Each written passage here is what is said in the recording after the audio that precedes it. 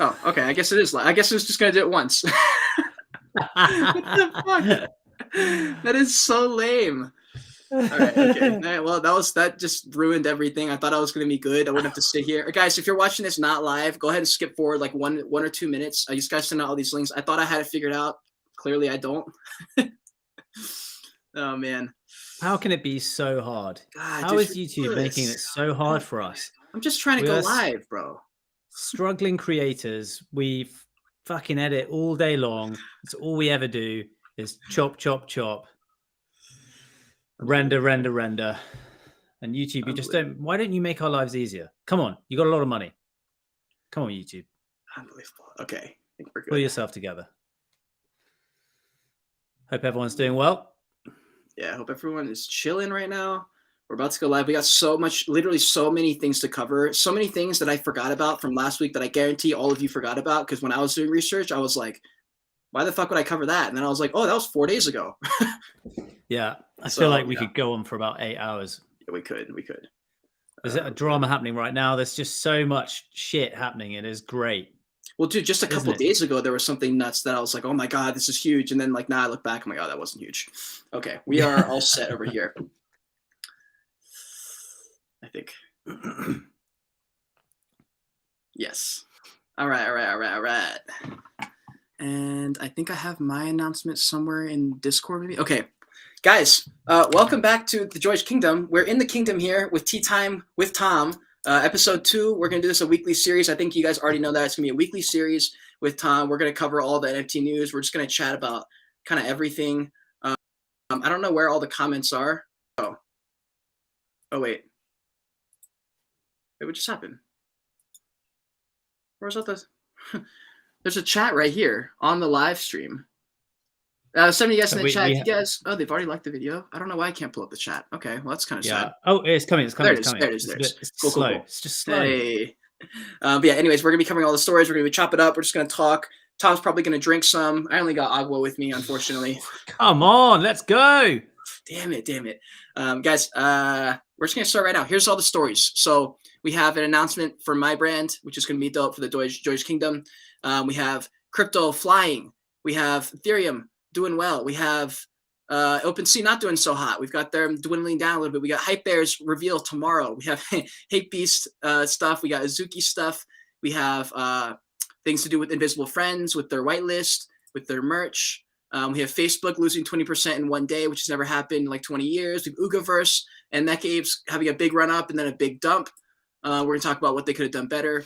We have Beings having a massive controversy and causing the price to take a big L. We have Space Yetis having a big controversy, taking a big L. And we have a podcast coming up with the founders of Space Yetis coming up. And we also have another founders podcast with another very cool project coming up next week. So next week is going to be awesome. And we have Board Yacht Club getting unfairly doxxed, apparently. So we got a lot of shit to talk about today. But anyways, ready to get into this shit, Tom? Much.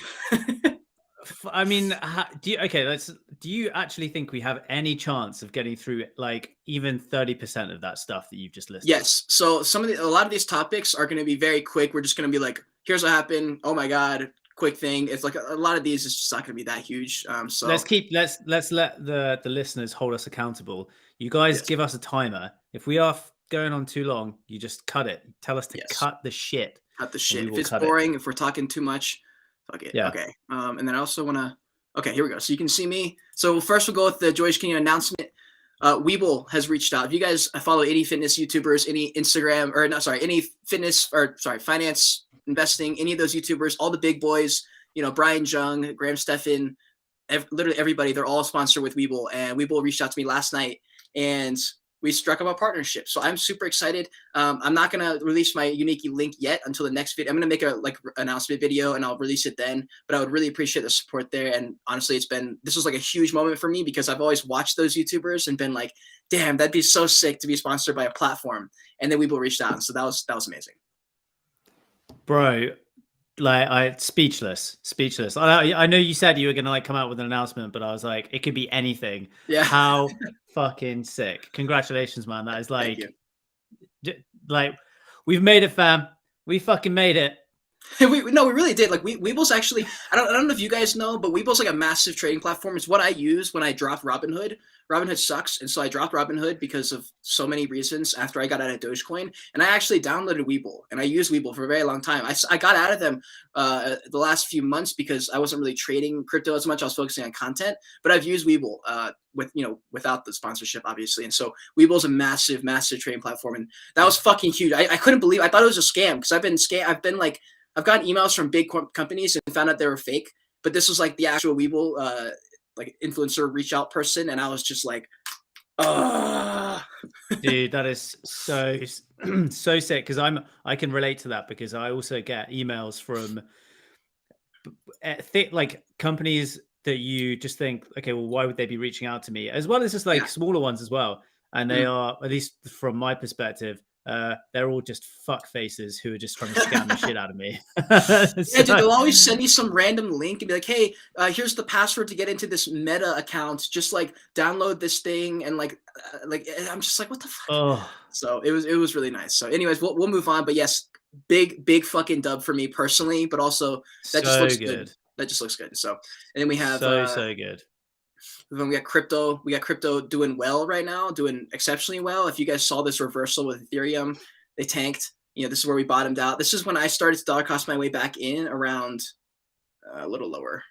I don't know, like right here. I started back into the market. So like I got in pretty close to the bottom, and then I dollar cost my way in here. I think the last time I bought was around here.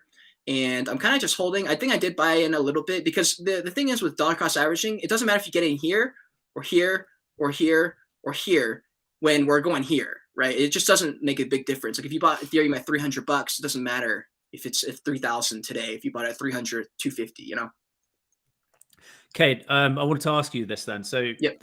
Like, I think the entry strategy is really, it's something that gets talked about a lot, and I think that you've just covered it really well. What's your exit plan with? And because it's a lot of people just say take profits, mm-hmm. But like, what does that actually mean from your side? Like, what are you thinking? At what points are you planning on taking profits? How much profit? Give them the juice. So typically with me, once I hit a 2x, I pull out 75%. A lot of people pull out their whole initial investment at a 2x. I pull out 75% because I'm in crypto for the long run. I've pulled out all my money from everywhere else. I need to start. I want to start opening up an index fund, but I'm just like, really? Like, I'm just like, oh wait, what's a crypto index fund? No. I want to like diversify and like kind of like what's it called when you just to play it safe in case crypto crashes and stocks don't. Sure. The other thing is like crypto and stocks are tied. Like if crypto crashes, so does stock, or if stocks crash, they both kind of crash at the same time. So then I'm like, well, what's the point of having an index fund if I can just buy Bitcoin and Ethereum instead? But my exit strategy is pull out 75% at 2x. And what I also do is I'm very, very, very aware of the sentiment in the market. So I understand a very, very, very limited amount about technical analysis. I understand some things, but I rely on Benjamin Cohen for a lot of the TA stuff to just figure out where he's at in the market because he's even more conservative than me. So I'll take whatever he's looking at. I'll look at Elliott Trades, I look at Journey Crypto. I watch all the big YouTubers, see what they're kind of thinking. And then I just make sure that my thoughts aren't way, way, way off from what they were thinking. And typically they're not. Because I've gotten to a point where I'm able to make my decisions. And then when I watch their video, I'm like, okay, I was somewhere in the ballpark. But once I start seeing Elliott Trades say, hey, we're approaching a top, then I should already be 75% out because I'm a little bit faster than them, I think, because I'm more into the dirty work than some of those bigger YouTubers. Like Gary Vee went on a podcast the other day on Phil Sun podcast and talked about subducts, which is cool, but he had no points to bring up because he's not in there. Like he doesn't actually know anymore because he started, he was in the NFT space, he was doing all the dirty work, but now he's so focused on VeeFriends, he can't possibly know what's going on. My job is to know what's going on. So like, I'm very aware of what's going on in NFTs. That's why I was able to call the bottom almost not to a T, but I was very, very accurate as far as, it's pretty bearish right now for NFTs. But that's pretty much all I have for my exit strategy. I pull out 75 to 80% at a 2X. And I'm just like watching the markets. Like if it goes up and if it's like a big ramp up, right? If we're on a big ramp up, so with Ethereum here, let's see. So if I had bought in Ethereum here, right, and we did a parabolic run to here, I would be out like 75% by here, and I would be pulling out like here, here, and here.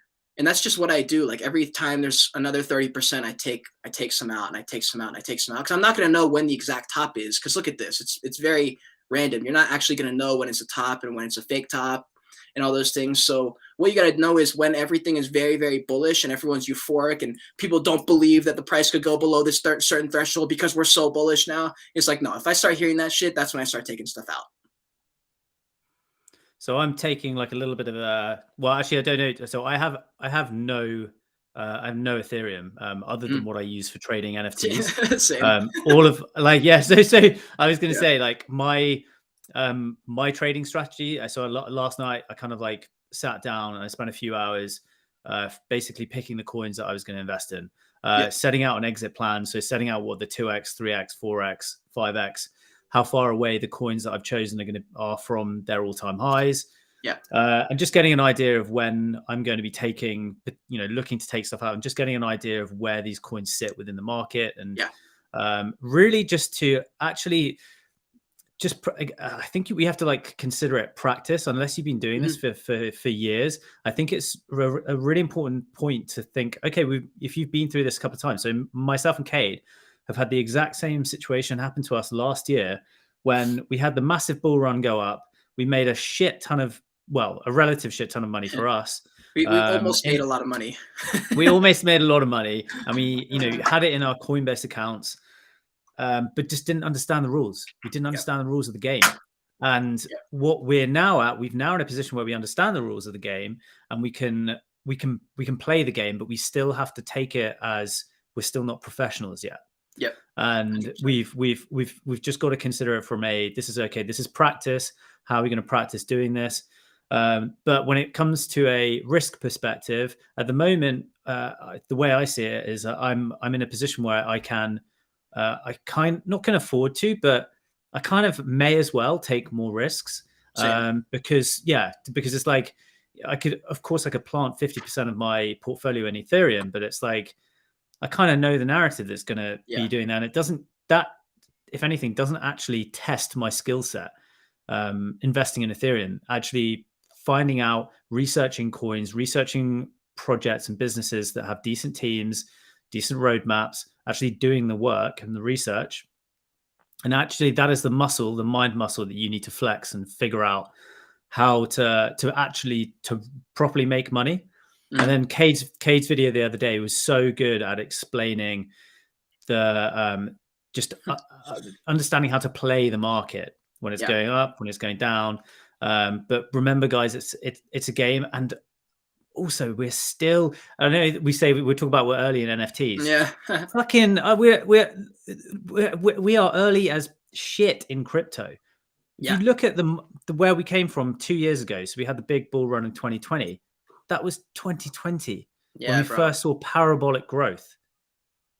We can't be sitting here and being like, we know what's going to happen to the market, because we absolutely don't. And that's why, like you said it, Cade, we don't know if it goes to zero, hence why you're thinking about investing in index funds. I pulled all my money out of index funds to invest in crypto. I took everything out. And then I took everything out of crypto to buy NFTs and figure out NFTs. Like I literally took all my money out of my Coinbase account, dropped in NFTs, wasted half of it on a space punk, and took L's all summer, basically. And then took a couple dubs. But yeah, pretty much it. And that is the price that you have to pay to enter the game and learn the game. And that is the entry cost.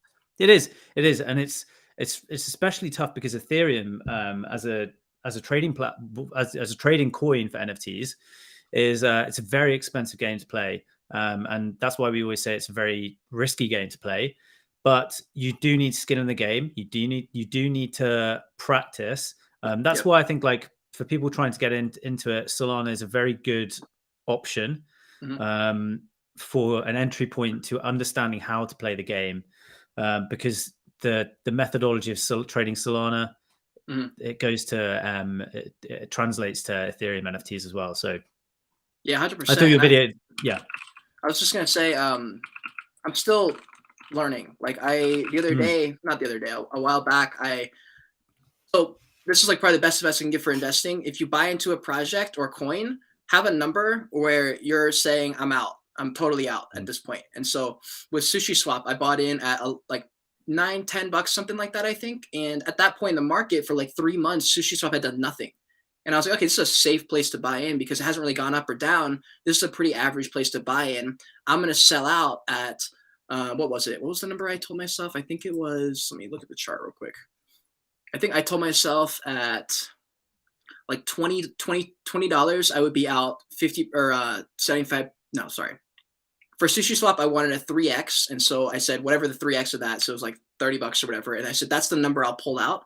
And so when it hits that number, I'll sell.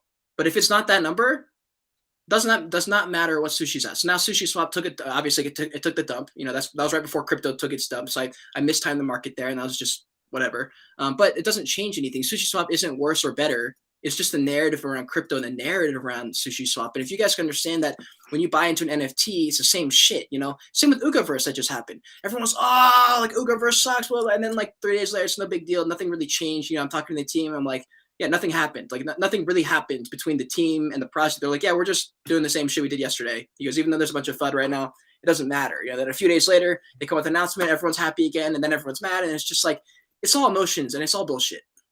Explain the situation there. So because I'm out of the ugaverse ecosystem, I'm not invested in it. So I only hear about it through you. Okay. What happened? Explain what happened. So essentially, ugaverse. So they're sitting at a 0.38 floor for the babies and a 1.85 for the Genesis still. So the ugaverse collection stays very strong. And this is kind of what happened. So let me show you. Hold on. The Mecha Apes is also the floor pumped up to like 0.5 at one point, dropped all the way down to 0.05, but their mechas are still at 0.4. And then here's what the volume looked like on both of those: a massive run up because of all this hype that I didn't even realize it was going to be this hype. I don't know if they knew it was going to be this big. I didn't know if they did a ton of marketing. I don't know why it got so much hype. I woke up and I was like, oh my fucking God, I guess this is pumping. And then it had the sell off, which is very normal. And so I think people saw the sell off and they're like, what's going on? And I'm like, well, you can't have a parabolic run and it just go forever. I'm like, that's just not how anything works. They had a parabolic run for like almost a week straight, like, or 4 or 5 days before it started to tank. And I'm like, that's normal, you know? And it's one of those things that with ugaverse, they probably didn't do this right in the sense that shouldn't happen. I don't like this kind of growth. This is not healthy. It's not smart. Look at ugaverse's growth here. So if we look at ugaverse, this is how they launched. Oh, hold on. This is the last 90 days. So let me go to all time.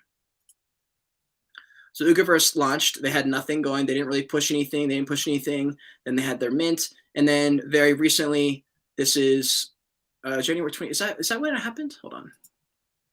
Yeah, okay. So ugaverse and Mecha Apes had that big announcement for their like phase 1 of the game, had a massive run up, and then it tanked. And then people said, oh, wait, but buying opportunity, and then it tanked. But realistically, nothing really happened here. So essentially, Mecha Apes game, they launched their version 1 or whatever to mint all these robos, and they earn you passive income. Let me show you what they look like. They get you passive income. And essentially what happened is it happened way too fast, and everyone took all the dubs way too early and way too fast. And I think it just wasn't expected. And then people were like, wait, what's going on? This is like not sustainable. And so people start to sell off, and then people start to panic that it was selling off. And then that's when FUD happens. People say, oh, I fucking knew this project was going to zero. And then, you know, fast forward a few days and I don't see any FUD anymore. Everything is normal again. No one gives a shit. And phase 1 proceeds like normal. And that's just kind of what happened. And so that's really all that happened there. And we can talk about the same shit with space yetis and beings. I mean, it's the same story over and over again. You see it every time. There's some kind of bullshit that happens. People freak out for a couple days. Then everybody forgets about it. And then a few months later, they come out. I mean, if they were a smart project, they just did their work. And a few months later, they see the success. But that's pretty much all that happened with ugaverse. I don't know why it blew up so fast and then tanked so hard. I don't know. I don't like that. And I wish they hadn't done that kind of marketing. And I've been talking to them the past few days. They've been super busy with phase 1.5, but I've been roasting them a little bit about the content. I'm like, look, if you guys had a founders podcast, no problem. Same with Space Age. I roasted Mike and Akove. I said, you guys have no personal branding, and I told you 3 months ago you need it because you already fucked up with Winter Elves. You guys had some kind of issue happen in their first thing, and then you guys rebranded to Space Yetis. You guys got fucked like 3 times, and I was like, how have you not done a podcast? And now they're reaching out to me, so next week we'll be having it. But it's just like, it's one of those things you could have saved face just by showing your face. You know what I mean? Yeah, man. So like I think that the people that run these projects, I think there's the fear about getting their face out there. They kind of almost feel like they're going to be open to people just like throwing potential FUD in their direction, and they don't feel confident enough they're going to be able to like to actually defend that. But it is so crucial. I was going to say, like, this is so trading, buying the FUD or in NFTs is very similar to buying the dip in trading crypto. Yes, it is a genuine trading strategy, and there's some caveats to that. So you don't just buy the FUD on every project that gets FUDded, because there are occasions where there's smoke because there's fire, and those are projects that you shouldn't be buying the FUD on. So what are some of the indicators that you should be looking for? Well, it always comes back to the team, right? If they're a docs team, if you know who they are and you have actually seen that they've got LinkedIn profiles, they've got experience working at big corporations, big companies, those are the types of NFTs that you should be considering potentially buying the FUD. If the overall package, they have a good roadmap, they have a solid roadmap, the artwork's good.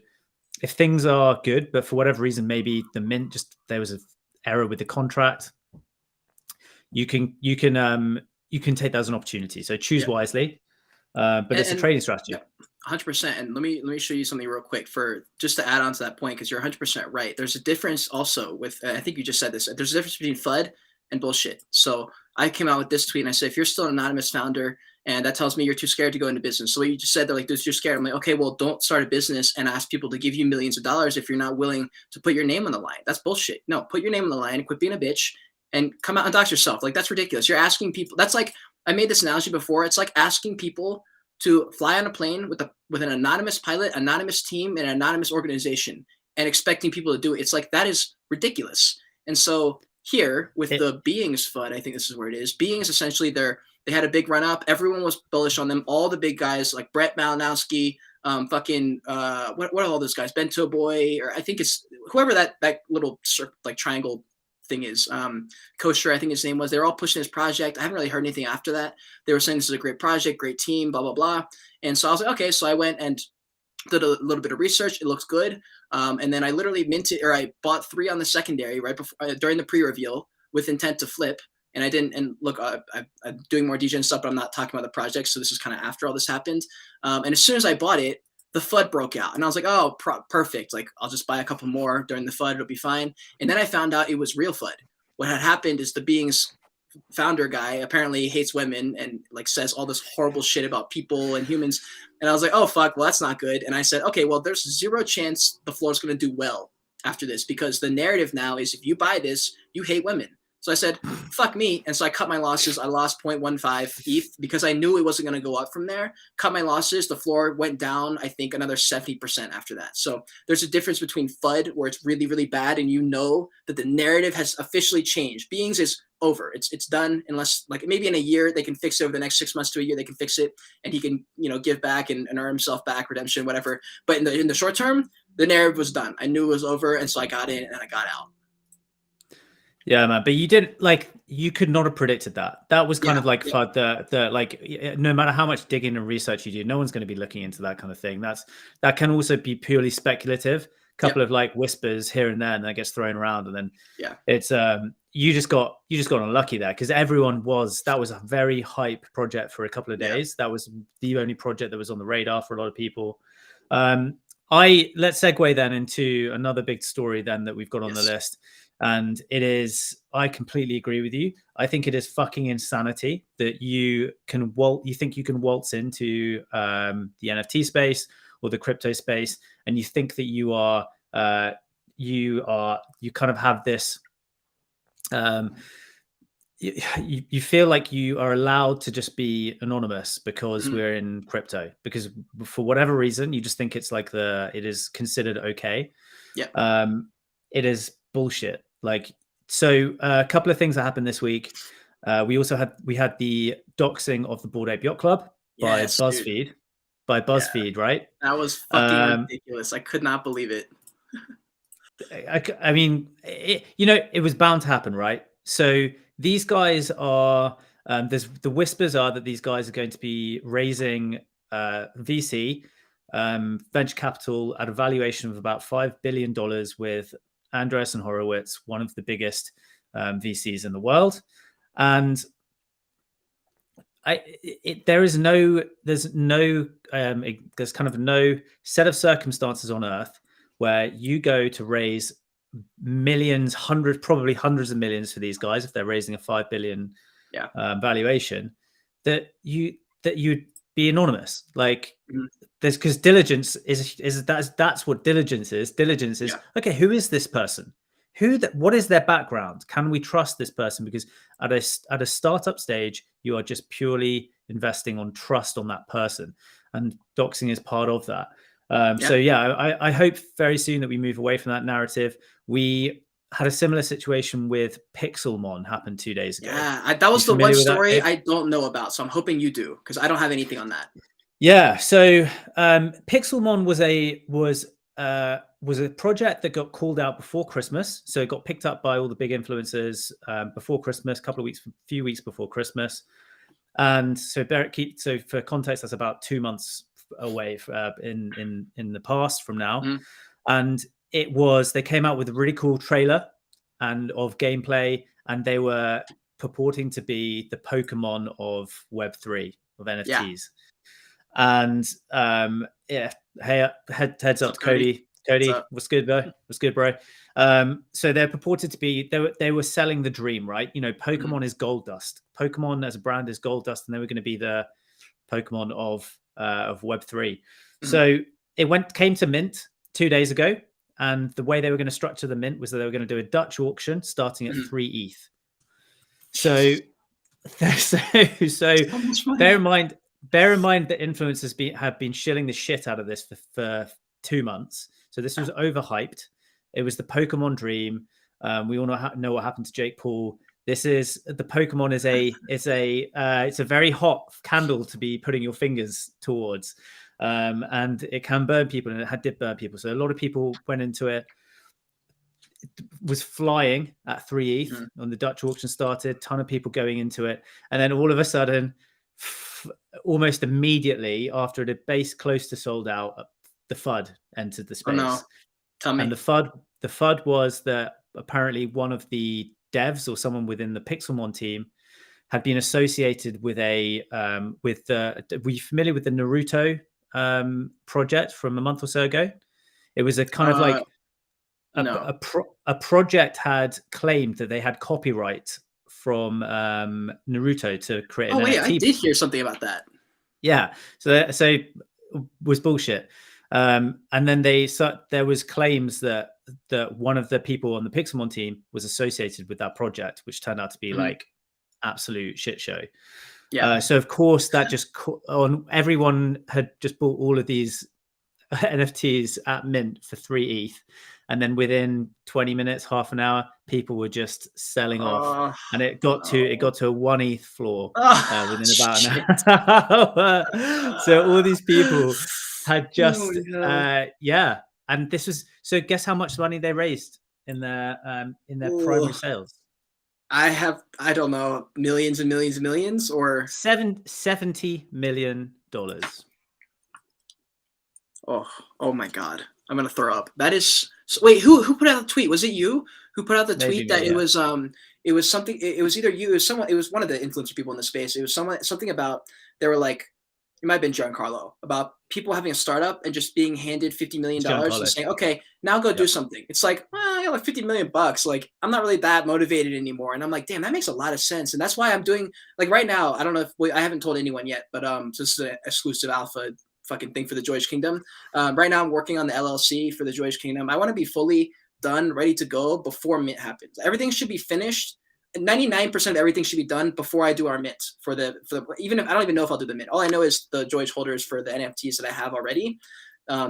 We already have that secured. I don't even know what I'm doing for the rest of them. I don't even know if I'm gonna have more than 67. Like I put in the Discord earlier, I was like, we'll just stop at 60 maybe. Maybe we won't do 100. Like, I don't fucking know. Like, I think I'm gonna drop one of ones instead of doing like another 25-piece collection, because it makes better sense for what I'm doing, since I want to almost hand pick who becomes a holder, because I want it to be a family vibe in there, because it's gonna be so little people. But yeah, I'm working on LLC. I'm working on business stuff. I'm working on getting like like a reputable lawyer who I can trust and be like helpful there, because there's so many things that you have to do in an NFT project. I'm linking up and networking with business people. Like I just did a podcast with Greg Norman, who is the former CEO of Bungie. He helps get their shit going, and then he does this. He's basically the guy who like gets projects going and then goes and does another thing and just fucking takes dubs everywhere. So he's a beast in the business world. But I'm like, these are the networking things you got to be focusing on, not stupid short-term buzzwords and utility and stuff like that.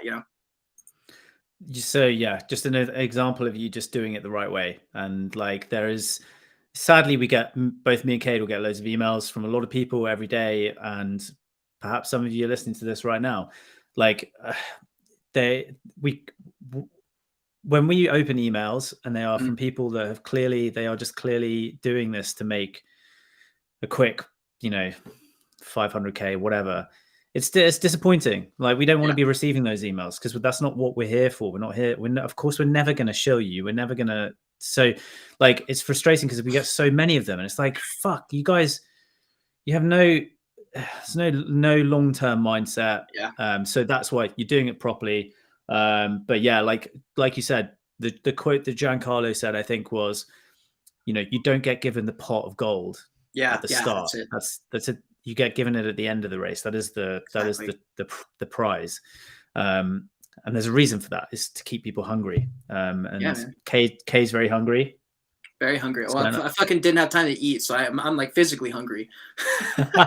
Here, I told you. I said you gotta make sure you've had breakfast, man. I fucking should have, and I did. Actually, I have a bar. I forgot I have like secret granola bars in here for like emergencies. But let's go. Dude, there was something else I wanted to say, but I can't even remember what it was.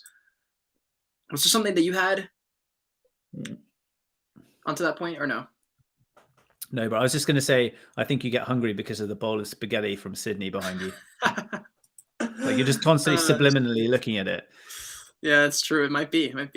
Okay, so we have Hype Bears. We have a very, very, very lackluster. I mean, this is the same story with Hype Beast, but way worse in the sense that the only part I'm really linking to that is that you couldn't have lived up to the hype if you tried. That was the only point I was trying to make there. Hype tried, and they did very well. It did better than I think a lot of people thought, actually. And so Hype Bears did not, because they had no personal branding, nor did they have any ideas for the future. They had a promise of docs. I don't even know where that happened. Like, he said he docs, but then I think he deleted it because I can't find it anywhere on Twitter or Discord. So I guess he did a docs for like 5 minutes and then like took it off or something. But anyways, here's what the Hype Bears look like right now as far as activity.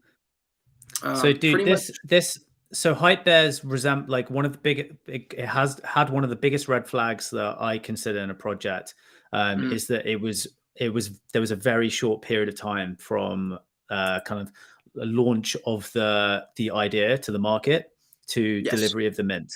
It was less than a month.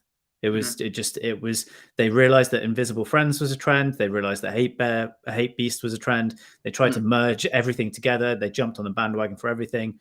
And that for me it was immediate. As soon as I saw it, I was like, I'm fucking going nowhere near this shit. Yeah, it did not look good for me either. A 0.4 ETH floor is absolutely ludicrous. You don't need that much money. They made over $12 million, I think, off the bat, and that's just absurd. There's no reason you don't need that much money when you're getting started. Dude, that is insane. You can do a Genesis collection. Like, do a Genesis collection. I think it was Nate who said it on the pod. He's like, do a Genesis collection, get people involved, do another one, and maybe make it free, and then drop your real one where people are like, okay, now we want this project. And there's a better way to do it. You don't have to hype it up. I think hyping up sucks. It's the worst way to do it. That's half the reason I stopped watching Brett Malinowski's videos, because he talks about how to launch an NFT project successfully, and he's pandering to the people who want to get it going in 4 weeks, because his videos are literally made. You want an NFT project and you want to get it going in 4 weeks. I'm like, why? Why do you need it to happen? I've never understood why they need to have it by 4 weeks. Like, all these projects will email me and say, hey, we need a video by tomorrow. I'm like, why? They're like, my mint's Thursday and it's Tuesday. And I'm like, oh, okay, well, when did you guys start? And I look at their Twitter, and it's like started their Twitter like 9 days ago. And I'm like, why are you doing this to yourself? You're literally setting yourself up to take an L. But I guess they're only looking, for that initial mint. And they're like, oh, we sold out. We got all this money. Look how cool we are. And 3 weeks later, you never see them again. Yes, dude, I feel the exact same way about you. Let's touch on that quickly, because I think it's really important to cover that, because I covered it in one of my videos. So Brett and his team came out with dropped a new project 3 or 4 days ago. It minted. We're going to make it studios. Their attempt to have a NFT related kind of like network, I suppose, around it, but that was really just off the bat of a podcast idea. They just wanted to do a podcast between three mates. Yep. They then aimed, I think it was, so they aimed to drop a collection of 20,000 items at a price of 0.1, I think it was, which I think that is $6 million. That's what I'm saying. Like, why do you need that much? Like, I know you got to fund stuff, but like, I've seen they dropped like 4 projects in like 2 months. Like, what are y'all doing? So Becca actually dropped a tweet about this today. He was like, for all you people just trying to do fucking everything, you need to just have one single thing that you focus on. You can't be an influencer and a project like owner. You can't, but like, and all this other shit. And it's too much. You have to have one thing, let alone having multiple projects to deal with. But yeah, like, I think it's important to talk about, because guys, like, we are talking about assets. This is like, we do talk about art, and that's really important, but it's important to understand we're talking about the technology that underpins it, which is an asset class and its use case. When you are asking a community, telling them to fund essentially a startup, right? And a startup of, say, you're asking a community for $6 million to fund a podcast, I think there has to be like question marks around, is that reasonable? Is that required? Because with $6 million, a startup, if they get funded by that much, they would be expected to hire a team of 50 people. Yeah. And that would give them a runway of 9 to 12 months. And they would expect to have to make revenue, hit revenue targets. 6 million straight off the bat for a podcast. Well, that, and I don't know if you've noticed not just the fact that he started doing that I stopped watching his content. I still watch him just to be in the know of what he's doing, but I don't watch him for like alpha or like whatever anymore, because the past few months, actually, I've noticed he's linked up with this dude named I don't even know what his name is. It's some YouTuber, finance guy, really cool dude. Like, I love their videos. Like, it's entertaining. It's very entertaining, I guess. So I still watch them for that reason. But a lot of the videos are focused on like, look how much money we have. Look how we can show you how to make this much money. Let us show you by doing it, which is great for entertainment, great for all the content stuff. But it's like, it's cash grabs. At what point is it not just cash grabs? It's like, and I noticed with Logan Paul did the same thing. I looked up to him for so long. I still look up to him. But now he dropped a fucking energy drink with KSI. He dropped like an NFT a few months ago. He dropped some kind of zoo NFT thing. And I was like, bro, what are you fucking doing? What are you doing? And I can't fathom sometimes. And I'm getting emails right now from projects. And I actually got a couple of people saying, you've reviewed too many new projects recently. Like, no. You don't realize how many I've turned down in the past 3 weeks. Like, in a bull run, I'm getting 10 to 15 emails a day right now. It's absurd. I don't even know where these people are coming from. Like, how are there so many projects, and like, we turned down most of them. Yeah, I'm the same. I'm like, and this is why. So actually, one of my goals for the next kind of, I suppose, like 3-4 months is going to be putting in place systems that I can use to help cut the shit out, at least. So because there is so much, there's so much, and I think that, like, to Becca's point, it's like, how can you? The only way that we can be experts is that we really focus on actually, okay, what is a high quality NFT project? What are the flesh and bones that make up a very high performing NFT project that performs well in the market, has good sentiment with consumers within the market, and that's going to be like, so that's a focus for me, is because I just don't want to see the shit. I don't want to see the shit, because Damien, he says he knows the prime drink will sell, and I know that too. He is smart. He is smart. He knows it'll work because he's already got the kind of the story of him boxing KSI and being enemies and now they're friends. I get it. I understand it. I just hang on. Are they friends? I think they are. I think they genuinely like that. I've seen a few podcasts. I think they genuinely like each other. I just don't think that is anything more than I'm sure it's a great drink, but like, when they dropped that announcement, they were like, it's going to change the world. And it was a fucking energy drink. I was like, you motherfuckers. I still love them. I still love both of them. Yeah. But here, this is actually an interesting thing. So we're going to go back to this for like 2 seconds. Then we'll move on to the Facebook story. Well, there's not really. Oh, I much just saw stabilization, Heidi Klum just bought a CryptoPunk. yeah, that's pretty cool. That is pretty cool. I'm surprised she did that and not a Bored Ape. But hold on, let me go back to hype. Where did the hype bears go? That's saying something. Okay, so with hype bears, the one last point I wanted to make with this was that when you have a project that isn't valuing any kind of personal branding and the only thing they're pushing is whitelist, mint, and sellout and like those kind of words, when that's the thing, the singular only way you can evaluate their metrics of success, and I wrote this down because I don't want to fuck this up, the only way, and they only deserve one way to have a metric of success, it has to be the secondary sales and a doc's, sorry, shit, I totally messed it up even though I wrote it down. Sorry, I said basically said a project that prioritizes hype and attention only deserves only metrics of success that are going to be the secondary sales. And if it's not the secondary sales and the floor price going to $1 million, then they failed. You know, if that was the goal to have as much hype as possible, and this is what we got, 0.25 over the floor and 13,000 Ethereum traded, and you compare that to Hate Beast, which we can talk about now, 45,000. They did as much hype, but they also, you know, did just as much brand work, and they did just as much, you know, ideas to the future. They're talking about what they want to do. And I don't want to say I called this because I didn't technically, because it's basically 4, but like it's a 3.99 floor, and I predicted 3 post review when everything kind of the dust settled. But Hate Beast did I think a great job, honestly, and I'm very excited to see where they drop to in a bear market because I'll have my eye on them. I don't really have many thoughts other than that for Hape, other than this fucking picture that I thought was so funny. God, just do you think that was bad. By the way, do you think that was the guy that like who edited the image? I want to think that is the guy that actually did it. He was that. Bro, I don't know, but that shit is fucking hilarious. Well, I'm getting so many hate comments on that video. They're like, bro, that was on purpose trade. I'm like, bro, I don't care if it was. It's fucking ugly. Like, it is ugly, bro. It's ugly on the Bored Apes. It's ugly on the Hate Beast. It's ugly on any product. Like, it just doesn't make any sense. I mean, it's random. If I had minted this one, I would have been crying, bro. I would have been crying if I had. You got so lucky, bro. Hold on, let's look at yours real quick.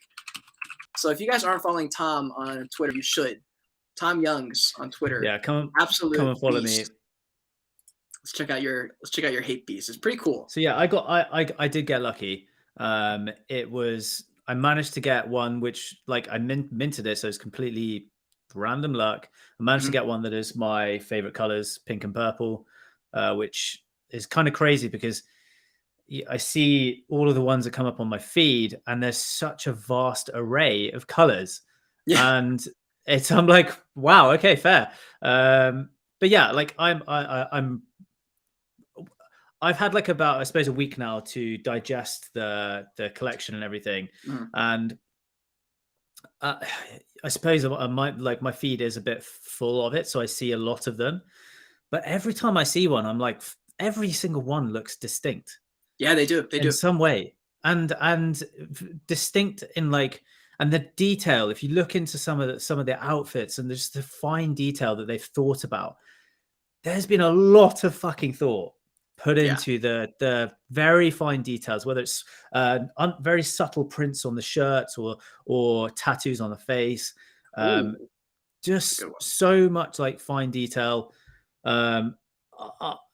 My feeling is that in like a couple of years to come, I think we will look back at this and think, actually, do you know what? For the time, there was a lot of effort that was put into this.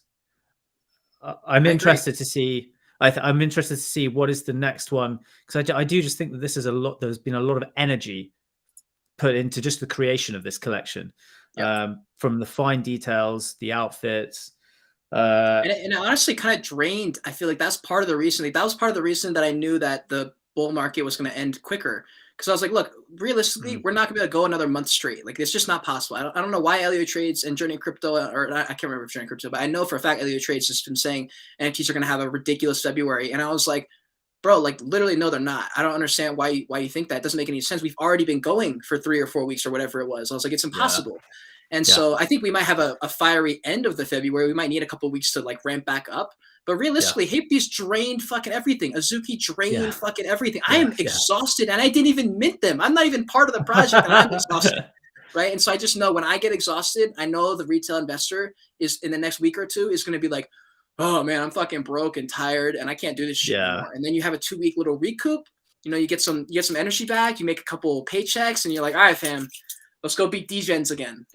D-Gen time, you have a couple of sips of the Jake Paul drink, and you're feeling like you're about, you're feeling like you can go energy. 10 rounds of, you're feeling like you can go 10 rounds with Floyd Mayweather and then get after it. Yeah. What are your thoughts on Azuki? I can't remember if we talked about this. I don't have many thoughts on Azuki. I just know that they ran up to 15 ETH and they're holding at 11, which I think is unbelievably overpriced for what they have. Unless they're going to offer some crazy shit coming, I don't see how they could maintain this floor unless they've truly broken through that little threshold of like, no, we are badass. Because I've seen a project do a massive run up and then a crash. We've seen it with Necaverse, but they've held very strong. So I'm really interested to see what your thoughts are on Azuki. So some of the influencers, some of the bigger influencers out there on Twitter, at least, have said that the price action that happened after the reveal was as opposed to what happened with Hate Beast, that it was a kind of like, it was the market saying, we really dig this art. It's like, this art is fantastic. So I made a video about what I thought about Azuki and why that happened, and what I think Hate Beast need to do to be able to rival them or get to where they're at, which I do think they will do. I think they will actually I actually think they'll get closer and closer together as time goes on. I just think that the art appeals to very different ends of the spectrum. Yes. I think it's a very, like, Hate Beast is very polarizing. Azuki is very classic. And so they're just, they're two very different types of people that are going to invest in those. Yep. What my assumption was that, so Azuki was the first of the like anime trend. I kind of think. I don't know if you, Cade, is there any others that like maybe have come before it that I've missed? You're talking about projects with a similar art? Yeah, like anime art. Yeah, that was why I was confused. I'm like, we've already seen Oni-1. We've already seen multiple projects now with the exact same art. So I was very surprised that Azuki did that. I was like, I mean, yeah, there's some epic legendary ones here. I'm not going to lie. There's some really, really, really cool ones. Same with Hate. But the floor ones, I'm like, I mean, they're good, but like Oni-1's just as good. I don't know what they offered other than they capitalized on the exact thing that people wanted at the exact moment that they wanted it, and that's why the YouTube channel picked up too. I jumped in right when it was necessary, and I covered all of them as it was going, and so it was just like perfect timing, perfect mix of everything, and I think that was like a huge reason. I'm still surprised that they've maintained so strongly. But we have the 69 Andy saying, "Do you have any suggestions who to follow in this space? You got any?"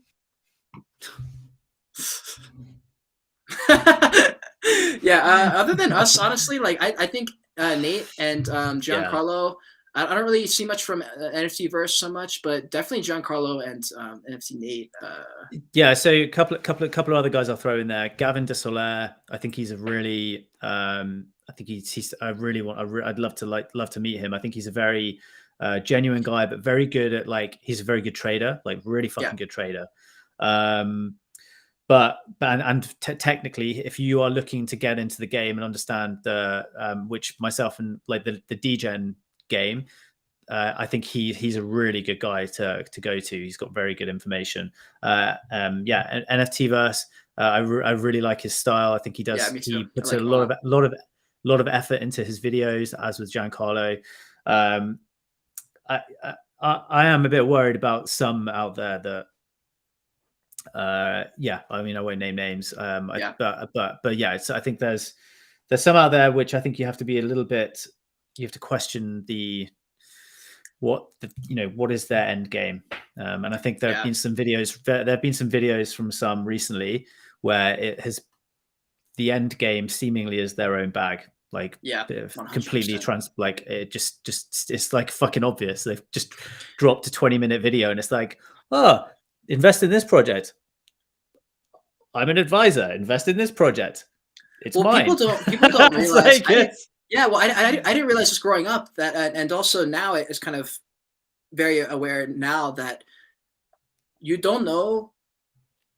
Like, I guess I was just gonna say you don't know what you don't know, which is, I guess, the only way I can say it. But when you're not a rich person, a very rich person, like some of these influencer people are, you don't realize that these people actually have like 50 of these NFTs, like 50 to 100 to 200, 300, 1,000 sometimes. I'm like, these motherfuckers have so much money that if you pump up their bags by a 3x even or a 2x. They've just doubled like $75,000. Now they have $150,000 to play with, and they're going to do it again. They're going to turn 150K into 500K, 500K to $1 million, and that's how they work their way up. That's how Beanie happened. Yeah. You know, Beanie literally did that. He went there, made another Twitter account, blew it up to 500,000 using his first Twitter account, did that for a third account, and then he pumps all of them together, and he turns $200,000 into $10 million.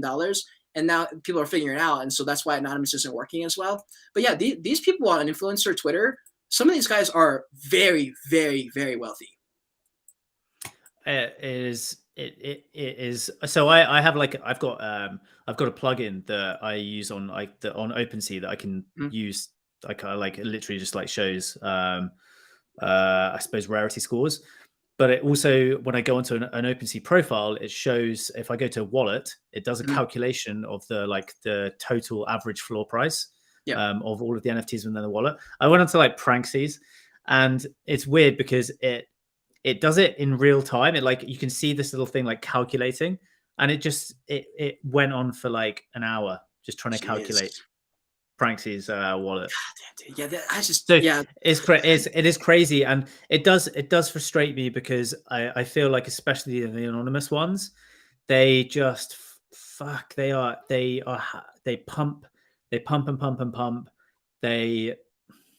and there's no accountability. It's annoying, dude. I mean, it's what Bryce said here. Whales they leverage the value. We can do the same if you learn the stress. You can leverage your value, and this goes right into Logan Paul. Logan Paul and KSI leverage their audience. They leverage the value. Yeah. They have brought value. Their entertainment is their value. They have put in the work. I'm not saying they haven't put in the work. I'm just saying it was cash grab.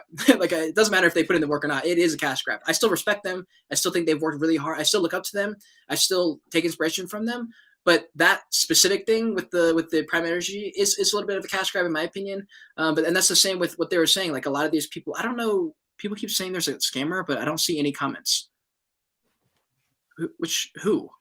King? Oh! I've only seen one comment from King. 2 comments. There's only 2 comments from him. All he's asking is where'd he go? He said, "What software app did Hatebeast use to design NFT?" I don't know. Sorry, I don't know. Yeah. I don't know why everyone's so mad at him. Damien, I'm not sure. Maybe it's popping up too much for you. I think it's a glitch or something. He's only asked it twice. Oh, 3. Okay. Let's talk about this real quick. So we have Invisible Friends. Oh, hang on. Wait. It was Paint. It was Microsoft Paint. Oh, was it really? Yeah, it was. How do you know that? Inside knowledge, mate. Damn, let's go. You guys he just got the alpha. Let's go. Okay, we have Invisible Friends. We have Giancarlo. Not too happy with them. They dropped a merch line. So if you guys didn't know, they dropped their merch. They said if you buy it, you have a chance to win the bundle. I saw no problem with this. This is $150. I'm like, bro, that's literally gas. Like, why are you guys so mad? This is a normal. I don't have a problem with this. My friend Devin, one of his friends, did this and fucking won it. He's gonna make a $50,000 bag in a few weeks. You know, it's just like $150. So that's my. So this is my concern with that is that the chance of you winning could potentially be really, really, really low. Yeah. But I agree. It's like, if you get some swag at the end of it, if you're gonna wear it, then that's what I'm saying, bro. You're getting clothes. I'm like, I'm down. I mean, $150 is a lot for a couple like hoodies or whatever you're getting, but in the grand scheme of things, like, people were mad because they had to pay for an opportunity. I'm like, bro, would you rather grind for 50 hours and still not get it because there's 200,000 people? And so I was surprised when Giancarlo said people selling merch tied to whitelist was inevitable, but sucks to see. And then he said, it was just funny, he said all the scammers that rug back in August are punching the air, realized they missed this opportunity. Oh man, it's funny. Dude, that's so sick. That one who managed to get it was so my friend Devin. So this is the worst part. This is why it makes me so mad. Dude, he helped me. He helped me. Oh, hell yeah. Discord guy, right? Yeah, both amazing guys. Yeah. Both rich as fuck. You know, they don't need this shit. Every time they do any lottery, they always fucking win. They win every time. They always win. I don't get it. So yeah, congratulations, Lux. He actually, I won't say anything. They're sending me some stuff that I'm excited to show. He's in charge of like high quality custom gear, like camera gear, computer gear, desk gear, stuff like that. So I've got some really, really, really cool products coming, hopefully in the next month or so. That shout out Lux and congratulations for winning the Visible Friends. He's actually, it's funny because he was so against NFTs, and then I slowly converted Devin. Devin slowly became Indegen, and now Lux is on OpenSea and Twitter 24/7. It's so funny, bro. I love it. I love it. Oh my god. What else we got here? We have Facebook left, and we have. That's pretty much it, actually. So with Facebook, all that really happened is that they had a 20% drop, which is like the first time that's I think ever happened, or that was like a very, very big monumental thing. And what was interesting was Zuckerberg's response to it was he was just talking about TikTok and how how they're just going to continue to compete with them with their Instagram Reels, because if you guys don't know, Facebook owns Instagram, and so they're just going to compete. And someone made a breakdown of this somewhere on Twitter, maybe it was on a video, and they're like, "Bro, Facebook's dying because all they do is follow. All they do is follow. They're not anymore. They're doing everything secondary, and the only thing that they're doing, and the reason that they're going down, I think, is because they're pushing Meta." They want to finally be innovative again and lead the charge for the metaverse, which is dope. Like, congratulations to Facebook. I know everyone's got mixed opinions on them. Who the fuck else is going to make it? That's my question. If someone else can make it and it's not going to be owned by Zuckerberg, dope. But who's going to do it? So Becca talked about this today. Put out a tweet saying when he decided to start. So he has a software company called Hyros, which does like basically does AI. It's an AI marketing tool. And he said today that he was like, when he decided to start that company, he was already in a successful company. His company that he was running before was successful. But what he realized was that he was not fishing in a blue ocean. He calls it a blue ocean. He wasn't fishing in a blue ocean with his first business. So what he had to do was he had to kind of like take his life down a notch. And for the first year or so of building Hyros, it was like really hard. It was very difficult, very tough. Wasn't making much money, but the opportunity, the blue ocean that he was now fishing in was huge. And that he likened that to what Facebook are doing now is that they're making a bet that, okay, well, they've kind of lost the race. They've lost the race with social media. I haven't used Facebook for years, like, to be honest. So they're now making the play. Toward them too, bro. Instagram's becoming that place where you just post whatever the fuck you don't care anymore. Like, Instagram, you have to be the place you get to post the best stuff. I don't give a shit about Instagram. I posted a fucking random ass iPhone zoomed in selfie at the gym the other day. Like, I never would have done that a year ago. Exactly. So it's now as much as I'm not a fan of Facebook. But I do see them pulling this off. Probably. Yeah, I just don't see any other way. Like, who else is gonna literally who else is gonna make this metaverse, bro? Like, unless they're like, oh, we'll all build together, Subducks plus Lazy Lions. Like, no, the fuck they're not. What are you talking about? Facebook has a corporation with like 100,000 people, I think, working on it directly on Meta right now. I'm like, there's nobody else doing it. And plus, if you guys listen to, I know you're not a big fan of Facebook, and I don't know if you're a fan of Zuckerberg, but Zucks and Gary Vee had a conversation, and I thought it was very interesting because Zuckerberg finally showed a little bit of his human side. I was like, wow, this is fucking weird. Like, I felt uncomfortable. I was walking on a walk. It was not like. It was uncomfortable. Awkward. It was uncomfortable. That's the best part. The guy is uncomfortable. Yeah. Like, it's like, how are you this uncomfortable, man? You are like the richest dude on earth, and you're like, why are you not chill? He's basically, why can't you chill? You know what he needs to do? He needs to hire Elon Musk. Elon Musk definitely hired someone to help him be more human, because Elon Musk is funny now. He's charismatic. He's still awkward, but he's very charismatic now. Mark Zuckerberg needs to hit up Elon and be like, yo, who the fuck trained you? Was it some 17-year-old kid in your intern? Was an intern? Like, who helped you be a human? I don't, it's weird, man. Like, I saw when I was watching that interview with him and Gary Vee, I'm like, they're sitting, I thought I don't know, do you watch Star Wars? You ever watch Star Wars? Oh, dude, Star Wars is the shit. Like, he has a haircut of a Vulcan, like Spock. he has like this like bold kind of like weird cut. You mean Star Trek, not Star Wars? Star Trek. Sorry, my bad. Star Trek. I've seen some Star Trek. I haven't seen as much as Star Wars, but he does. I don't know. you know what? We don't need to hate on Zux. He's doing a bunch of stuff.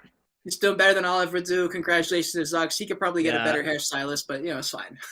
Zux. I saw all the comments were roasting him for that. That's the only reason I said it.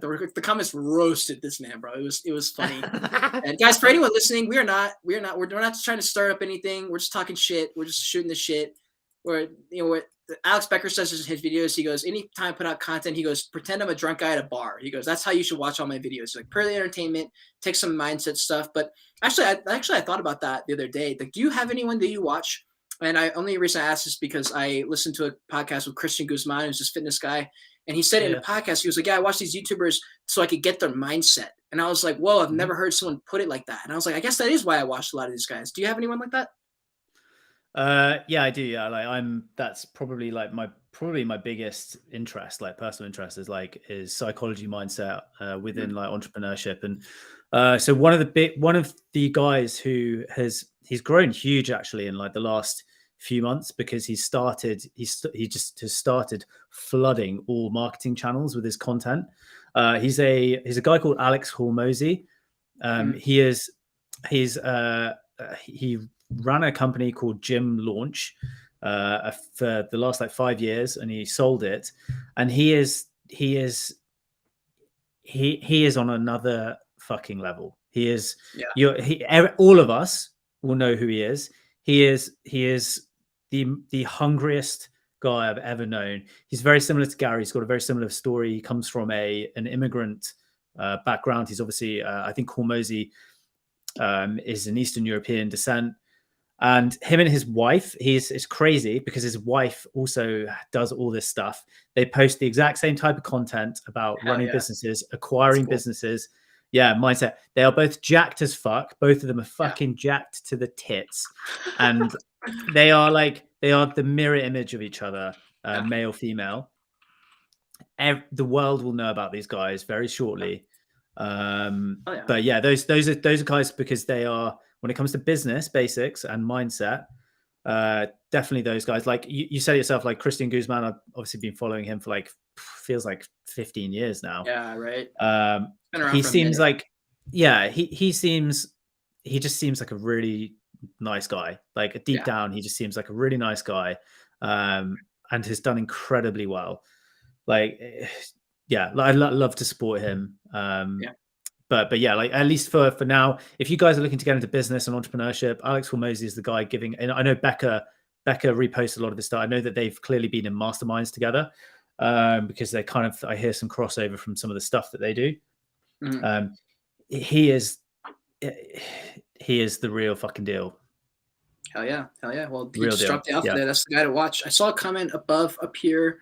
It was about Invisible Friends. I just want to go back for it like super quick, just because it did have a point that I wanted to bring up. So he said, did you say $50,000 bag for the guy who won the Invisible Friends whitelist? What's your prediction on it? I realistically thought 8 to 10. I think I won't be able to make that decision until I see where the market is feeling around the time of their mint. I just don't know. If it's very bullish, then I'm going to probably say something close to Azuki. I don't know. I mean, I don't know. Maybe that'll change. We'll have to see. I'll have to keep up with what Invisible Friends is doing. But I have literally no idea right now. How about you? But at the where it's at right now, they are now the most hyped project that we've seen. And like they've kind of like Hate Beast were kind of the ones, and then these guys have just followed it up. I remember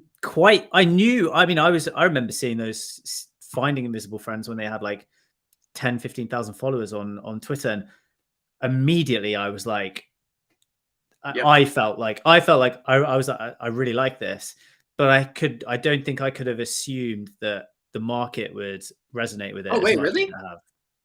I suppose like you just think like you saw the walking. Yeah. Like, but I knew that shit was gonna blow up. So I was like, oh fuck. I was like, well, of course, but I was like, not to the level. Right. Yes, definitely. Like they're at nearly 400,000 Twitter followers. It's I think they could surpassed it, and I covered them quite a lot in back in early December, and I did a lot of research into the Random Carrots Collective there, and they themselves are still just a relatively young organization. Yep. And I definitely, I knew it was going to be big, but absolutely did not predict it would be. I think maybe time goes into this, and that's why I think that this will be interesting to see how it plays out. I think Hatebeast had a really tough challenge ahead of them because they had a massive cool factor that they needed to deliver with their product. With Invisible Friends, it's just how different can they make every single character? And are they going to be walking? NFT. Are they all going to walk? All of them? Like, dude, that has, yeah, exactly. But it has to be. Same with Hype Bears. If Hype Bears is not moving, and I don't think they are. So that was one of the big FUD areas, was that they. I don't think so. The original FUD was people all of a sudden, someone dropped it. Were like, we don't think that these are going to be the actual ones. Are going to be walking. Yeah. It's going to be maybe a couple one-of-ones. Yeah, that's dangerous. So Invisible Friends, I think it's a guarantee. I think that they've been working a long time. Yeah. I don't think they thought how big it was going to be. And then I think they've just been having to work really hard to make it special. This is why I'm scared, because I don't know how much we know about the creator and the artist behind Invisible Friends, but if you guys remember way back in the day, I called this out 2 weeks before it happened, which is the first time I realized I might actually have a grasp of what's going on. Jungle Freaks happened very early on in the like back in the summer, I think. And it was a project very much like Invisible Friends, took the world by storm. Every single influencer was saying this is the next blue chip. And I did a full review and said, I don't think this is a blue chip. In fact, I don't even think this is good. I don't even like the art. It's like, I don't know anything that, why would this be good? And I said, plus, we don't know who this artist is. Like, I don't know anything about him. Like, if something goes wrong with the artist, this project's fucked. And 2 weeks later, FUD happened, and they were like, oh, he's a racist. And the project dumped, and everyone dropped. All the influencers said, I don't want to be part of this project. And I said, if this happens to the Invisible Friends, that's like the one problem with any kind of artist-led project is if we don't know all the information and FUD comes out, it could hurt the project. But what they all say is Invisible Friends has built a very strong reputation over time too. And so that may be where, that personal brand will come in and people maybe believe in the project over time. But yeah, man, I just when I look at Invisible Friends and I think about where it was 2 months ago, and what at the time, the thing that was good, was interesting about them was the fact that the artwork was extremely unique and distinct.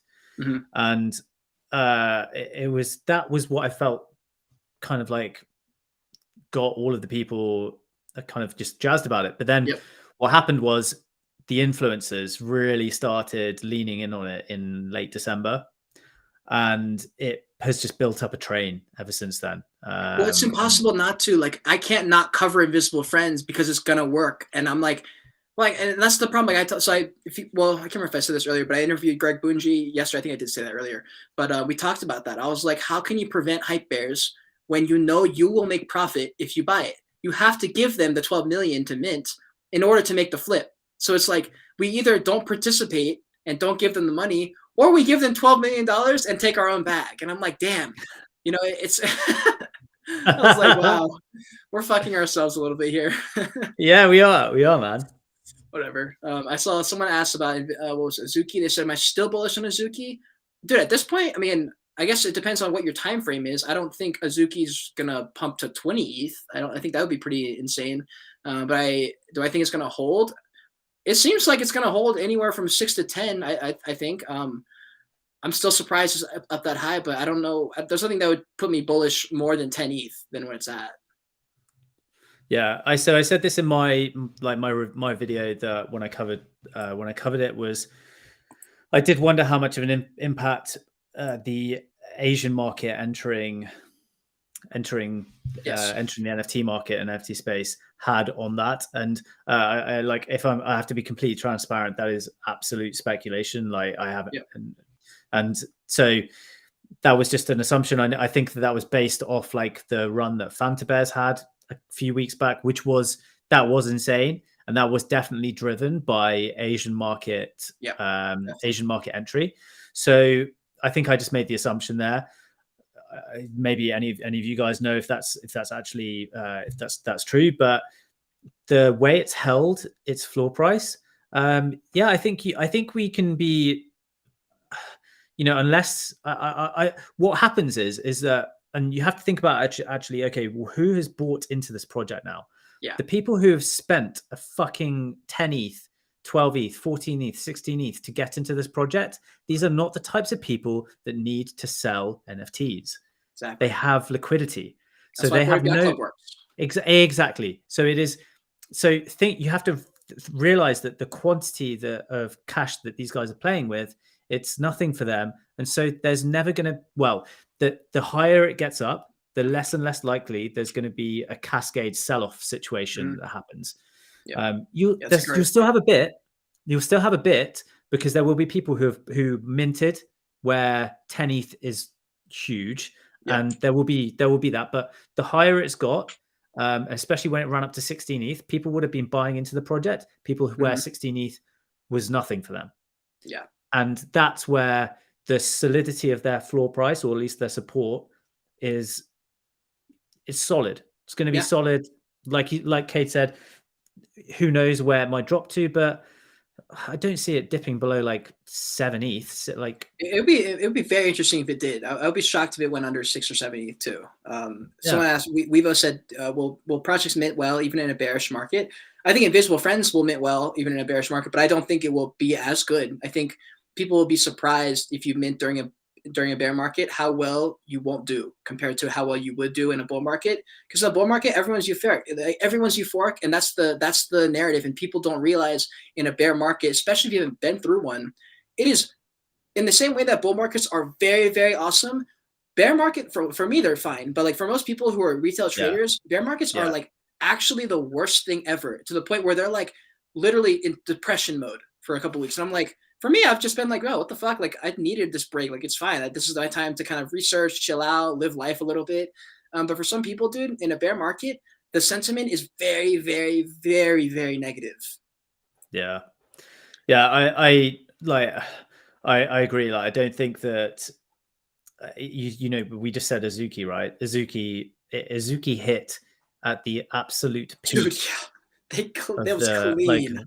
It was clean. It was just like, it was everyone, like the euphoria was through the roof, and you just saw their floor price just drive up like half an ETH every 10 minutes. It was just fucking mad. And it hit 16 ETH, which was crazy. So they coincided with the absolute top. And then I think Hate Beast kind of like launched on the decline. So when things were cooling off. So yeah, I'm interested to see what happens. Like they mentioned Cereal Club, Tasty Bones.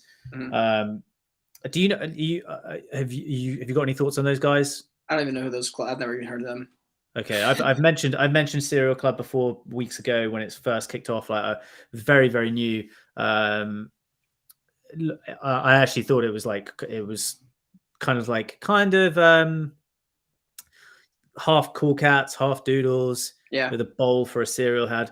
I actually think that'll do quite well. Tasty Bones has been hyped to the max.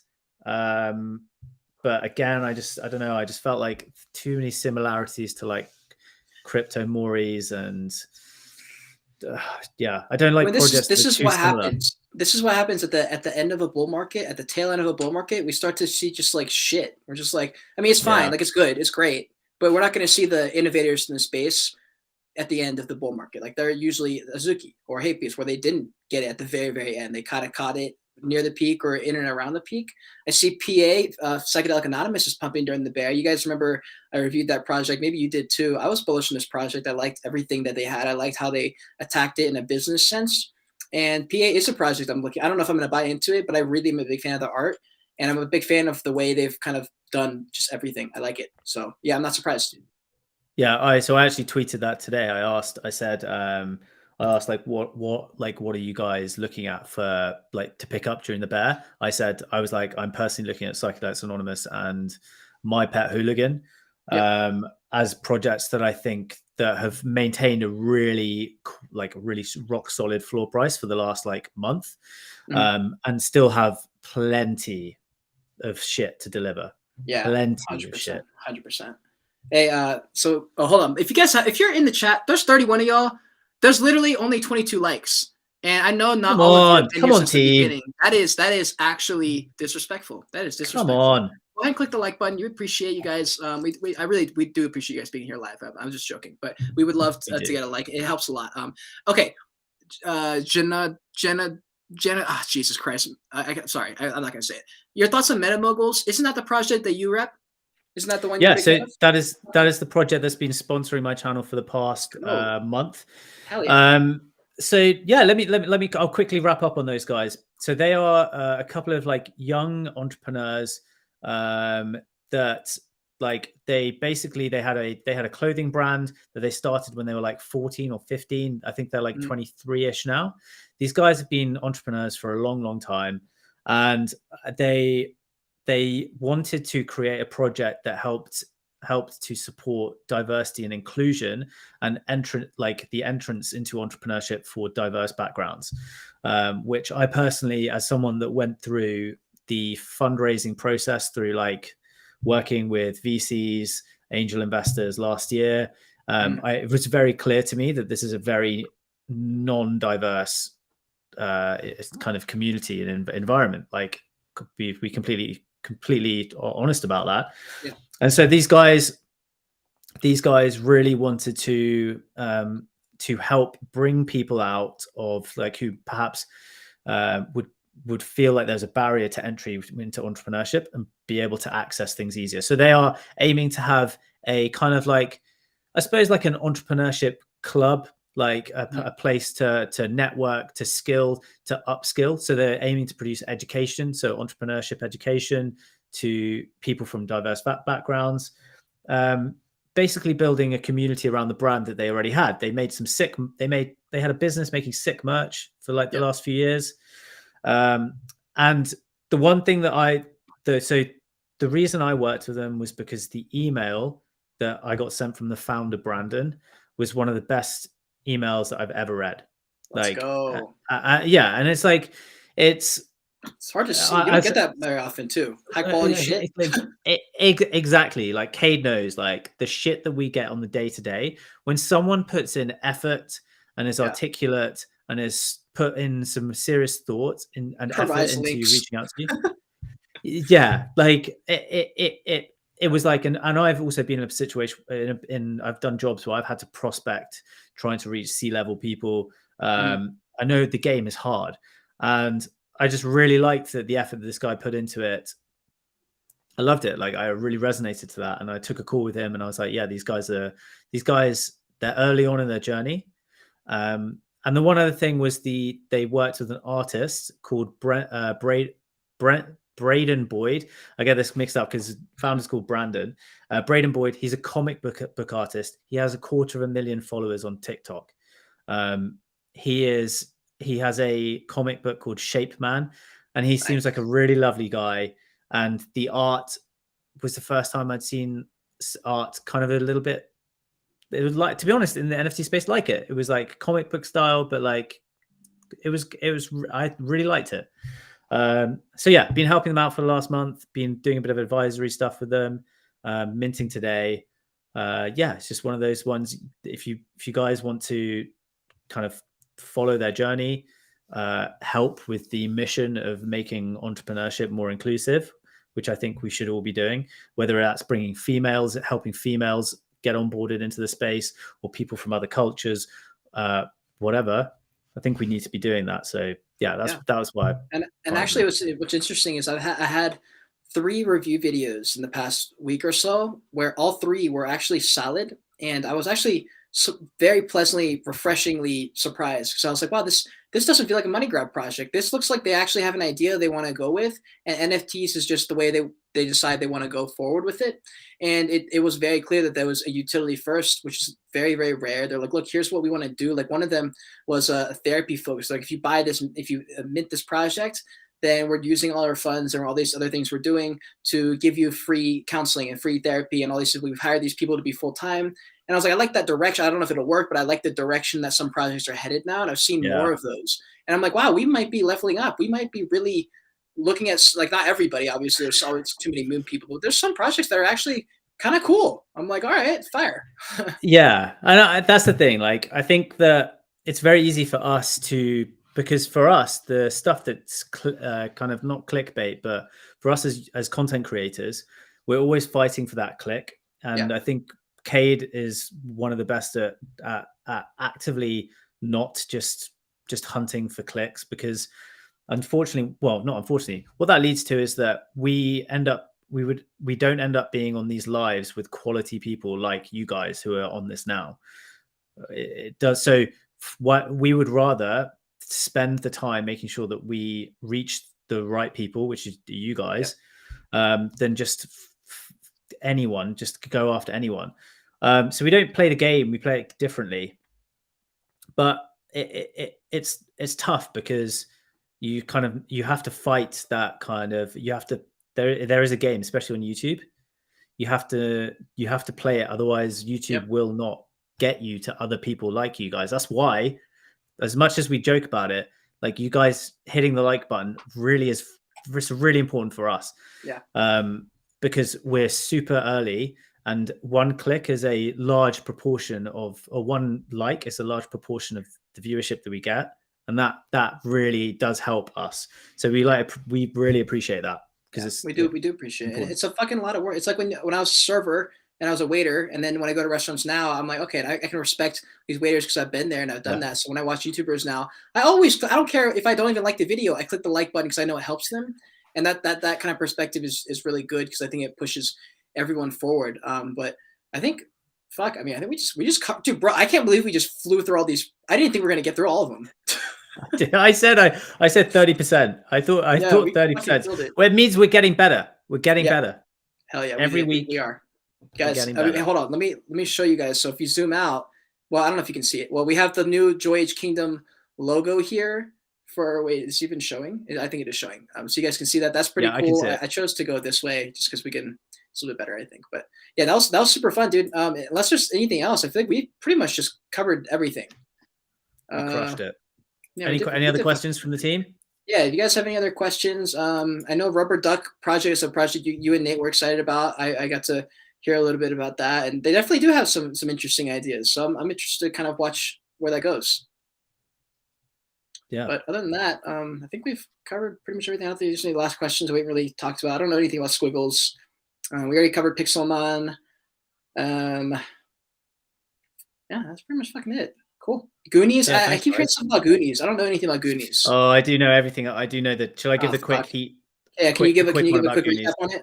Yeah. Goonies was a project that all of the influencers that we have not named names on, but kind of named names on, became advisors for, like, even just a little week ago. And, wait! No, I do know this project. I do know who you're talking about now. It's okay. Know who I talk about. Yeah, I know who I'm talking about. Mint was today. Mint went to shit apparently. Oof. And then how did they fuck that up? I don't know, man. Something with the contract. You know, so like it happens all the time. It happens all the time. So yeah, had something. Yeah, they had a loop Mint sent to another wallet. Mint again. Well, in the video, I'm not gonna say who it was, but I remember watching the video and I remember who it was. We may have mentioned him in this video. I think we have. Maybe. And he said basically, he's like, this is a project I'm advising. It's going to be dope. We have all these influencers on. And I remember thinking in my head going, wow, the only thing he cares about is to sell out. Because he was like, this is going to have so much hype. You guys are going to have no problem with the Mint. We've been working really hard. We're expert marketers. And I was like, they're probably right. It's probably going to have a wonderful Mint. And then after that, we'll see what happens. But I can't believe that fucked up. I can't believe they fucked up the Mint. They got roasted on Twitter. They got roasted. I hope they get roasted on YouTube, bro. They should. Yeah, well, yeah, I don't know. I feel like there's been some things that's happened this week, which I feel like, yeah, I mean, be careful who you follow, guys. Yeah, let's just put it that way. And also be careful what their language is when they're talking about a project. Like when I talk about any project that I think is cool, it's because, well, typically you guys probably don't know this, but I make calls 6 months in advance sometimes, and I have no problem waiting 6 months. But I make it very clear that I'm not focusing on this project because I want you to flip it tomorrow. I'm focusing on this project because it has cool fundamentals, has a cool team, has a cool idea, and I stick with that, you know. And I don't back down if something goes wrong. Like with ugaverse, was like, yeah, they fucked up. They should not have. I don't like the way they did it. I still don't like the way they did it. And I've talked to them. I'm like, look, I think there's a lot of things you guys could have done differently if you listened to me. And not that I'm always right, but there's a couple of things that I know I was right on that I'm like, you guys didn't do that. And it's showing because we're getting fucked right now. And it's one of those things that you got to own up to it. You can't just talk about when you take dubs. Like I'm always going to, I mean, unless I forget, like I'm going to talk about it if it goes to shit. I have no problem. I've minted so many projects that have gone to shit. Half my NFTs in my wallet are zero. They're literally nothing. Yeah, man. That's yeah, I feel you. Yeah, but shit. Okay, guys, thank you so much for watching. We're gonna close it out. We've been going for almost an hour and a half here. We all appreciate you guys. If you haven't already, follow me on Twitter at Kate Bergman. Follow Tom on Twitter at the Tom Youngs. We're gonna be bringing you guys this content every single Wednesday at 2 p.m. Eastern time. And then what time is it over there for that? 7 p.m. baby. Cool, fire. Guys, thank you so much for watching. Until next time, continue on your Joyage. Continue to learn and be grateful you're alive watching this video. Bye. Wait, no. Code word. Penis. Fuck. Wait, did you get the hat, by the way? Was the hat in the package? Okay, fire. I thought the hat didn't make it because it wasn't in the photo. I was like, of course it came, bro. How did it get ripped? Let's go. Guys, if you don't know, Kingdom, Tom is a holder of my NFTs, so he is able to get one of these NFTs free of charge. So that's epic. We love that. Yep. We love that. Joyage Kingdom. We'll see you guys next time. Bye.